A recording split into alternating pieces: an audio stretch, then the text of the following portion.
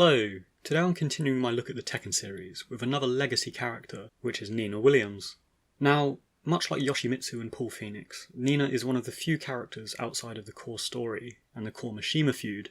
i.e. Heihachi, to have featured in every numerical title to date, and quite uniquely within the game's roster,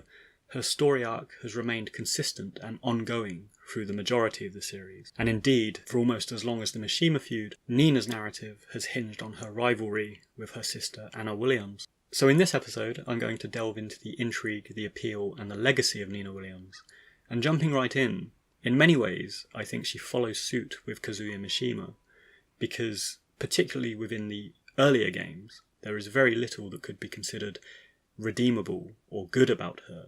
But such is the quality of her design and her narrative inclusion, she has nonetheless become a favourite for fans, despite the absence of anything heroic or ostensibly positive. And this lack of redeemable character stems not so much from her occupation as an assassin, but perhaps more so from her tumultuous relationship with Anna Williams, who from the outset of Nina's Tekken 1 ending, where Nina provokes an argument by hiding Anna's shoe before reducing her to tears by hitting her, we can see Anna is very often the victim of Nina's malicious temperament and apparent lack of morality. And indeed, where some fans consider the sisters as bad as each other and later ending FMVs, and also the Tekken motion picture, which sees them both trying to kill one another equally, I think we can argue Anna Williams exhibits a slightly more empathetic and moderate temperament compared to her sister, and as early as Tekken 2, we see her in Nina's ending, trying to defuse an argument at their father's grave, and then later in Nina's Tekken 3 ending, we see Anna Williams beside Nina's cryo chamber, trying to help her get her memories restored. So certainly it seems like a bit of a one-sided relationship, looked at a certain way. And Nina, despite being consistently in the main roster and promoted as a key feature of the games, is much more the antagonist between the two sisters, rather than any heroic or good-natured sort of character. And while it has been questioned in the past as to why they are feuding, and never outrightly has it been confirmed, it seems in the character biographies and linking together the ending sequences that this rivalry feeds back to the affections, or the wanton affections, of their father Richard Williams, and Nina consistently trying to best Anna in their childhood rivalry. So I do hold some degree of sympathy for Anna Williams, to be honest. And despite their rivalry often being wrapped up in humorous, non-canonical FMVs, where, almost like cartoon characters or Roadrunner and Wile E. Coyote, they are finding inventive ways to attack, maim, or indeed blow one another up over the course of their ending animation. And this culminates, perhaps most ruthlessly, in the canonical events of Tekken 7, where, as Nina Williams' wedding dress costume alludes to, she has carried out a contract killing on Anna's fiancé on their wedding day and kept the dress as a trophy, which is pretty messed up, but in my opinion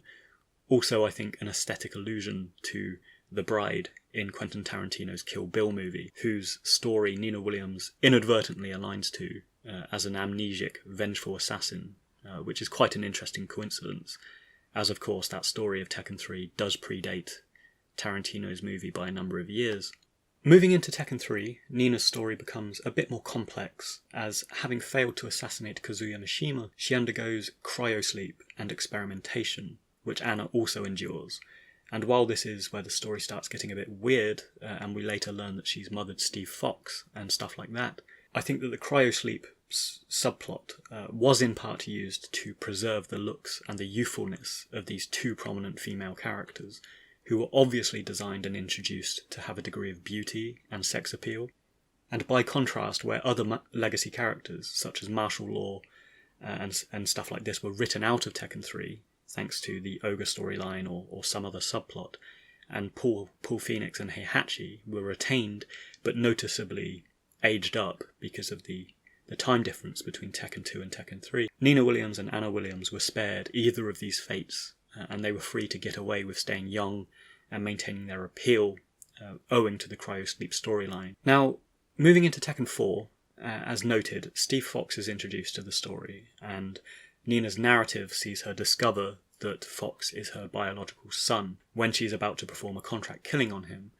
And arguably, this is the first hint of empathy or morality that we see in her character through the entire series, because she declines to pull the trigger and actually carry out this killing. And following this episode with Steve Fox, later games do see her become slightly more allegiant to the quasi-protagonistic characters, such as Jin Kazama,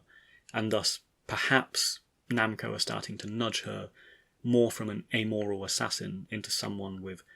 some degree of morality, or at least principle, though she is, of course, lethal and dubious in her inclusion. And I think notably about her prominence within the series is that she does briefly take control of the Mishima Zaibotsu 2 during Jin's absence in Tekken 6. So it'll be interesting to see how her story develops over the course of Tekken 8 and future installments, and whether she does indeed return to the fold alongside significant characters such as Jin, such as Lars or Li Chaolan, or whether she will delve more into this secondary capacity and follow the storyline with Steve Fox, as her Tekken 7 ending suggests. Lastly, before touching on her design, it's interesting to note the curious Tekken spin-off game, Death by Degrees, which was an action-adventure title for the PlayStation 2, and while it was somewhat mixed in reception, it did have an interesting story with Nina Williams as a central character that delved into her profession as an assassin and touched slightly on her relationship with her father and, of course, her sister Anna. And I think more than anything, it just emphasises how important this character is and how prevalent she is among the roster, and her importance to the development team at Namco, that they deemed her worthy enough to kind of host her own game.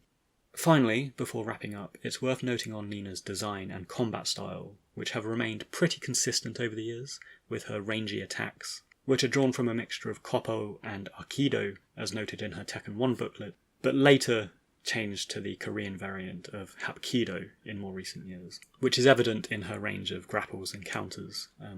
And design-wise, she's almost always featured wearing a purple catsuit in at least one of her costumes, which has become something of a staple of her character.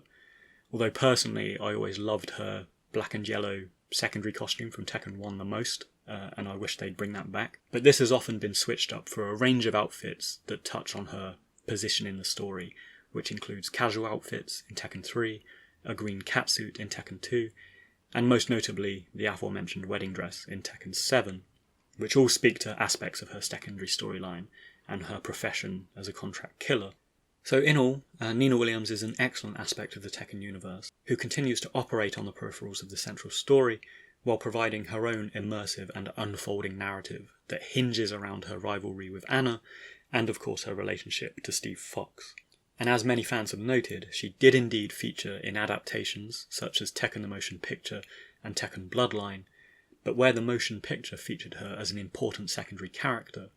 Tekken Bloodline thus far has only hinted at her significance through fleeting dialogue with Jin about Kazuya Mishima, and while both Nina and Anna were glimpsed in the series, so far nothing has been done to initiate their story and their rivalry,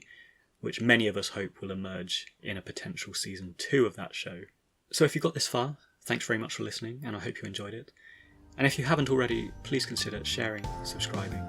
and drop a comment below to let me know your thoughts on Nina Williams.